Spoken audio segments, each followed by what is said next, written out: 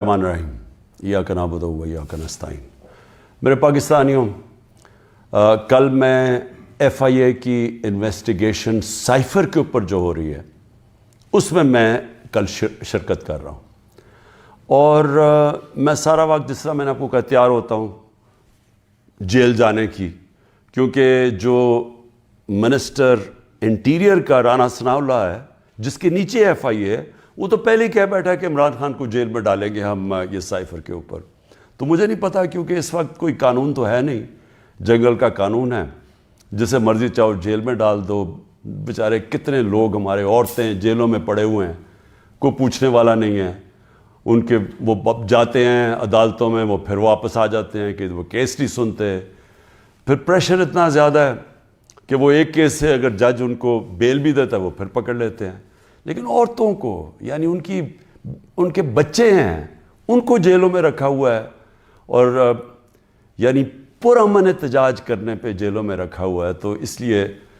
قانون تو ہے ہی نہیں، تو کبھی بھی کچھ ہو سکتا ہے۔ اس لیے میں پہلے آپ کو آگاہ کر دوں، کیونکہ میڈیا سارا کنٹرولڈ ہے۔ آپ کو پتہ ہے پوری طرح انہوں نے ساری ٹی وی چینلز کو پی ٹی وی بنا دیا، اور پی ٹی وی میں بالکل وہ جو یہ پروپیگنڈا چاہتے ہیں وہ آتا ہے۔ اور میں پھر آج یاد کرانا چاہتا ہوں کہ قوم ان سارے صحافیوں کی طرف دیکھ رہی ہے، میڈیا ہاؤسز کی طرف دیکھ رہی ہے، جنہوں نے ہمارے دور میں تو پوری جہاد کی تھی آزادی صحافت، اور اتنی سی بات ہوتی تھی، گالیاں بھی ہمیں پڑ رہی ہوتی تھی، اور ہمیں کہہ رہے تھے کہ ہم میڈیا کے اوپر کوئی بڑی سختی کر رہے ہیں۔ تو ذرا موازنہ کریں، تھوڑے دیر قوم تو کر ہی رہی ہے کہ آپ کی یہ وقت تو گزر جائے گا، لیکن قوم یہ یاد رکھے گی کہ کون سے لوگ کھڑے ہوئے تھے۔ وہ عمران ریاض کو یاد رکھے گی یہ ساری قوم، کہ وہ کم از کم اپنے موقف پہ کھڑا رہا۔ اس ملک کے اندر جو صحافی ہوتے ہیں، جو ایک جہاد کرتے ہیں حق اور سچ کے لیے، جس طرح ارشد شریف تھے، قوم ان کو ہمیشہ یاد رکھے گی، ارشد شریف شہید کو۔ وہ جو 4 جرنلسٹ ملک سے باہر چلے گئے، لیکن انہوں نے کمپرومائز نہیں کیا، انہوں نے کسی پریشر میں آ کے رائے حق سے نہیں اترے۔ وہ جن کو یہاں ماریں پڑوائی گئیں، ذلیل کیا گیا، اور وہ جن کے بڑے نام ہیں اور پرانے صحافت میں نام ہے، ہم تو قوم ان کو بھی دیکھ رہی ہے اور ان کو سلام کر رہی ہے، اور ان کو بھی دیکھ رہی ہے جن کے ضمیر مر چکے ہیں۔ تو میں ایف آئی اے کا ذرا آپ کو سمجھا دوں کہ یہ کیس ہے کیا۔ نہ تو ابھی تک مجھے کوئی کویسچنر ملا ہے کہ یہ میرے سے کیا پوچھنا چاہتے ہیں، تو میری کوئی تیاری نہیں ہے۔ لکھا یہ ہوا ہے کہ جی اپنے ساتھ ڈاکیومنٹس لے کے آئیں۔ مجھے یہی نہیں پتا کہ آپ نے پوچھنا کیا، تو ڈاکیومنٹس میں کیا لے کے آؤں، اور پھر سے میں یہ کہہ دوں کہ آپ کے انٹیریئر منسٹر تو فیصلہ کر بیٹھا ہے، وہ تو جج جوری ایکسیکیوشن ہے کہ جیل میں ڈال لیں اس کو۔ تو آپ کے لیے ایشو ہے کیا؟ سائفر، پھر سے میں آپ کو یاد کرا دوں، سائفر ہوتا کیا ہے؟ ایک خفیہ جو کمیونیکیشن ہوتی ہے، خفیہ جو پیغام بھیجا جاتا ہے،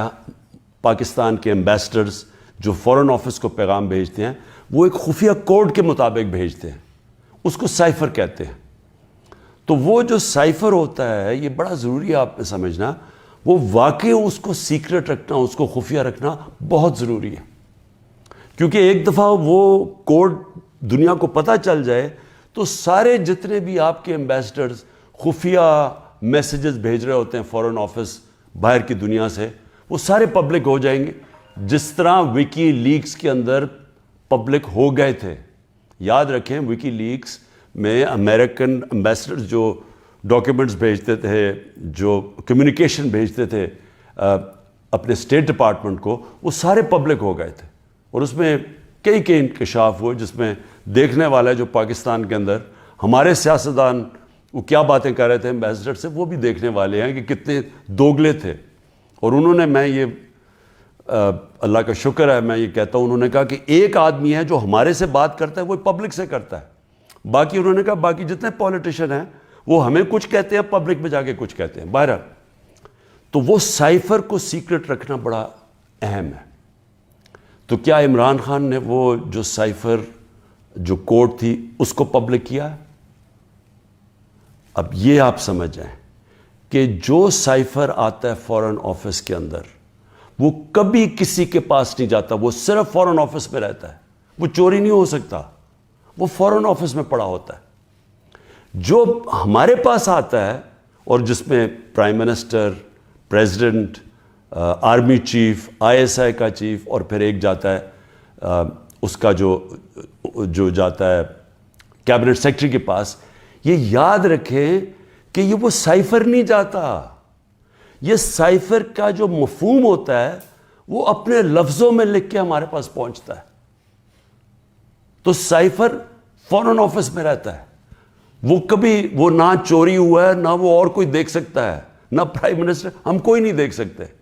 کیونکہ یہ سائبر سیکیورٹی کا قانون ہے جو کہ کیبنٹ ڈویژن بتاتی ہے ان کو, فورن آفس کو. تو پہلے تو یہ سائٹ پہ کر دیں کہ سائفر کا جو کوڈ تھا وہ کبھی بھی پبلک نہیں ہوا, کسی نے نہیں وہ دیکھا, بشمول پرائم منسٹر کے, ہم نے کسی نے نہیں وہ دیکھا. ہمارے پاس وہ آیا کہ وہ سائفر کے اندر ایمبیسڈر اسد مجید اور ڈونلڈ لون نے کیا بات چیت کی, وہ ہمارے پاس آیا. اب سب کے لیے وہ میں نے بڑے احتیاط سے اس کو, جب میرے سامنے آیا تو بڑے ہم نے احتیاط کی. کیا کیا ہم نے؟ سب سے پہلے اس کو فیصلہ کیا آپس میں کہ ہم یہ پبلک نہیں, ابھی اس کے اوپر بات نہیں کریں گے, کیونکہ OIC کی کانفرنس تھی پاکستان میں 22 اور 23 مارچ کو, تو سائفر آ چکا تھا 6 مارچ کا. ہم نے اس کانفرنس کی وجہ سے ہم چپ کر کے بیٹھے رہے کہ کیونکہ باہر سے منسٹر آ رہے ہیں اور شور میں جاتا ہے اس کا, تو ہم نے کہا ملک کو نقصان پہنچے گا. حالانکہ جو سائفر کے اندر چیزیں ہیں وہ میں آپ کو بتاؤں, اس سے بڑا نقصان ملک کو کیا پہنچنا تھا کہ پوری سازش ہوئی گورنمنٹ گرانے کی, رجیم چینج کی. 27 تاریخ کو میں نے جلسے میں جو ایک کاپی لہرائی وہ سائفر نہیں تھا, جو سائفر کے اندر پیغام تھا, تو وہ میں نے بتایا. اور میں نے تب بھی محتاط رہا, میں نے یہ نہیں بتایا کہ میں نے کہا یہ بڑا سینسٹیو ہے, میں نے لکھ کے بتایا کہ میں صرف کوئی غلط بات نہ کہہ دوں, کیونکہ انٹرنیشنل ریلیشنز ہیں, ہماری دوسرے ملکوں کے ساتھ تعلقات ہیں, وہ نہ خراب ہو جائے. اس کے بعد میں نے کیبنٹ میں رکھا, کیبنٹ کے سارے ممبرز کو بتایا گیا کہ یہ سائفر آیا ہے, اور یہ سمجھ لیں کہ یہ کتنی بڑی اس ملک سے, میں سمجھتا ہوں کہ یہ کتنی بڑی ملک کی توہین ہوئی کہ ایک باہر کا ایک آفیشل وہ پاکستان کے ایمبیسڈر کو کہہ رہا ہے کہ اپنے پرائم منسٹر کو اگر تم نے نہ ہٹایا, ووٹ آف نو کانفیڈنس, جو پھر سے میں یاد کرا دوں کہ ابھی آئی نہیں تھی, تو پاکستان کے لیے مشکلات ہوں گی, اور اگر اس کو ہٹا دیا تو سب کچھ معاف ہو جائے گا. یہ تھا سائفر میں. اور جو ایمبیسڈر تھے, پھر سے میں آپ کو بتا دوں, اسد مجید, انہوں نے لکھا اس میں کہ میرے خیال میں تمہیں اس کے امریکہ کے خلاف ان کو پروٹیسٹ کرنا چاہیے, ڈیمارش کرنا چاہیے کہ یہ کبھی اس طرح کی زبان استعمال نہیں ہوتی, ایسی دھمکی نہیں دی جاتی. میں پہلے کیبنٹ میں رکھتا ہوں, پھر 28 مارچ کو نیشنل سیکیورٹی کاؤنسل میں رکھتا ہوں, اور وہ نیشنل سیکیورٹی کاؤنسل میں سارے سروس چیف ہوتے ہیں. جنرل باجوہ تھے وہاں, ایئر چیف تھے ادھر, نیوی کے چیف تھے, جوائنٹ چیف آف سٹاف تھے, ہمارے ساری کیبنٹ کے سینئر ممبرز تھے, فورن آفس کے سیکرٹری بیٹھے ہوئے تھے. اور اس میں کیا فیصلہ ہوتا ہے کہ ہمیں جس طرح ایمبیسڈر اسد مجید نے ریکمینڈ کیا, ہمیں ڈیمارش کرنا چاہیے, ہمیں امریکہ کو پروٹیسٹ کرنا چاہیے کہ یہ آپ نے ہمارے اندرونی معاملات میں مداخلت کی.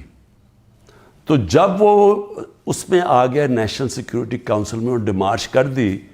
تو جو اس کی جو سائفر کے اندر چیزیں لکھی ہوئی تو وہ تو پبلک ہو گئی, کیونکہ جب آپ نے پبلک ایک سٹیٹمنٹ دے دی کہ کہہ دیا کہ ہم نے اس کی کیا, تو وہ تو سیکرٹ تو نہ رہا وہ, کیونکہ ڈیمارش نے اپنے کس پہ, تو یہ چیزیں سامنے آ گئی نیشنل سیکیورٹی کاؤنسل میں, اور کیبنٹ میں بھی ڈسکس ہو گئی. اس کے بعد پارلیمنٹ کے اندر ہم نے ان کیمرہ سارے اپوزیشن لیڈرز کو بلایا کہ آپ کو پتہ ہونا چاہیے کہ کس طرح کی پاکستان میں توہین ہوئی. سارے اپوزیشن لیڈرز نے منع کر دیا جانے کا کیونکہ یہ سارے حصہ تھے اس سازش کے. میں کوشش کر رہا ہوں کہ سارے ملک کو بتاؤ کہ قوم کی کتنی توہین ہوئی ہے, یہ منع کر دیتے ہیں. پھر پارلیمنٹ سے جو اسپیکر ہوتے ہیں وہ چیف جسٹس آف پاکستان کو بھیجتے ہیں, اور میں بھی انہیں کہتا ہوں کہ اس کے اوپر انکوائری کریں کہ یہ جو مداخلت ہوئی ہے اس کے اندر پتہ تو چلے کہ یہ ہوا کیا, کتنی بڑی سازش ہوئی ہے کہ سٹی گورنمنٹ کے اوپر, الیکٹڈ پرائم منسٹر کے اوپر دھمکی ملتی ہے, اور پھر اس کے گورنمنٹ گرانے کی پوری تیاریاں شروع ہو جاتی ہیں, لوگ بھاگنا شروع ہو جاتے ہیں, الائز چلے جاتے ہیں. اور یہ پیغام کس کو تھا؟ مجھے تو پتا تھا پیغام کس کو ہے,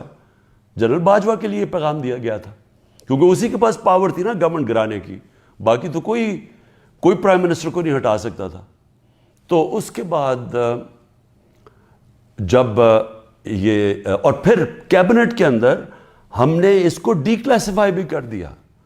تو مجھے ابھی تک یہ نہیں سمجھ آ رہی کہ ایف آئی اے چاہتی کیا ہے, کہ جب سائفر تو سیف, جس طرح ثناء اللہ نے کہا وہ فورن آفس میں پڑا ہے, وہ تو اس کے اوپر تو اس کا تو کسی کو پتہ ہی نہیں ہے جو سائفر کی کوڈ ہے. ہمارے پاس جو جس کو پیرافریز کہتے ہیں انگریزی میں لفظ, ہمارے پاس جو آتا ہے وہ تو اس کا مفہوم آیا تھا, اور وہ جا کے نیشنل سیکورٹی کاؤنسل اور کیبنٹ میں جب رکھا اور بعد میں ڈی کلاسیفائی بھی کر دیا, تو وہ تو پھر ایک سیکرٹ ڈاکیومنٹ نہیں رہا. اب اصل چیز پہ آ جائیں کہ کیا کسی ملک میں کوئی بتا سکتا ہے, ہمارا تو 25 کروڑ کی آبادی ہے, کسی 50 لاکھ کی آبادی, چھوٹے چھوٹے نیوزی لینڈ جیسے شہر, چھوٹے سے یعنی ملک, اور کتنے ہیں ایسے, ہالینڈ ہے, چھوٹے چھوٹے شہر ہے, چھوٹی چھوٹی آبادی ہے. کوئی تصور کر سکتا ہے کہ کسی ملک سے, امریکہ کا کوئی بھی جس طرح آفیشل, وہ جا کے اس کے ایمبیسڈر کو کہے کہ اپنے پرائم منسٹر کو گرا دو, نہیں تو ہم تمہیں یہ کر دیں گے. جب امریکہ نے رجیم چینج کیا پہلے, تو جو خود ہی ان کے سی آئی اے کے اور MI6 کے جو پیپرز ڈی کلاسیفائی ہوئے ہیں, ان میں کیا چیز نکلی؟ مصدق کی گورنمنٹ گرائی گئی, رجیم چینج کیا گیا 1950 کی دہائی میں, تو وہ تو کوئی سائفر نہیں بھیجا وہاں, وہ تو کوئی ایمبیسڈر سے پیغام نہیں بھیجا, وہ تو پہلے پوری سازش کی گئی اپوزیشن کے ساتھ مل کے, میڈیا کے ساتھ میڈیا پہ پیسہ چلا, پہلے اس کو برا بھلا کہا گیا, اور پھر ان کے آرمی چیف کے ذریعے اس کی گورنمنٹ گرا دی. اور پھر دوسری 70 کی دہائی میں چلی کے اندر ایلیندا کو, پریزیڈنٹ ایلیندا کو گرایا گیا, اور وہ بھی کسی نے سائفر نہیں بھیجا, انہوں نے ان کے آرمی چیف کے ذریعے اس کی گورنمنٹ گرا دی, کو کر دیا. تو جب رجیم چینج ساؤتھ امریکہ میں بھی ہوتا ہے تو اس طرح تو پھر بھی نہیں ہوتا کہ پہلے وہ کوئی ایمبیسڈر سے دھمکی دی جائے. تو میں آخر میں یہ کہنا چاہتا ہوں اپنی قوم سے کہ دیکھیں, یہ کوششیں ساری ہو رہی ہیں کسی نہ کسی طرح عمران خان کو راستے سے ہٹانے کی. یہ پوری ہر چیز کے پتہ نہیں 180 کیسز ہیں, اور ایک اور اب وارنٹ بھی نکلا ہی ہے. الیکشن کمیشن کی توہین ہو گئی, یہ دنیا میں آپ نے نہیں کبھی سنا, عدالتوں کی تو توہین ہوتی ہے, الیکشن کمیشن کی توہین ہونے وارنٹ نکلائیں. پوری کوشش ہے کسی نہ کسی طرح اس کو جیل میں ڈال دیں. میں کھڑا ہوں, جیل کے لیے بھی تیار ہوں, لیکن قوم کو میں یہ بتا دوں کہ میں انشاءاللہ ہر کیس کا ثابت کروں گا اسی ملک میں بیٹھ کے کہ ہر کیس انہوں نے جعلی بنایا ہے, بوگس بنایا ہے, اور ہر کیس جب عدالت میں جائے گا, جب سنا جائے گا, کوئی جج بھی سزا نہیں دے سکتا پورا کیس سن کے, کیونکہ یہ سارے جعلی کیسز ہیں. اور اس کا مقصد اس ملک میں انصاف نہیں لانا, اس ملک میں انصاف کی قبر کھودنی ہے, تاکہ کسی طرح جنگل کا قانون جو طاقتور ہے وہ کسی طرح اس ملک کی جمہوریت بھی ختم کر دے, وہ طاقتور اس ملک کی عوام کی آواز ختم کر دے, وہ اس ملک کی سب سے بڑی پارٹی کو کسی طرح ختم کر دے, اور کسی نہ کسی طرح یہ چوروں کا ٹولہ جو 30 سال سے ملک کو لوٹ رہا ہے, کسی نہ کسی طرح اس کو پھر اوپر بٹھا دے. یہ ہے ساری گیم. پاکستان زندہ باد.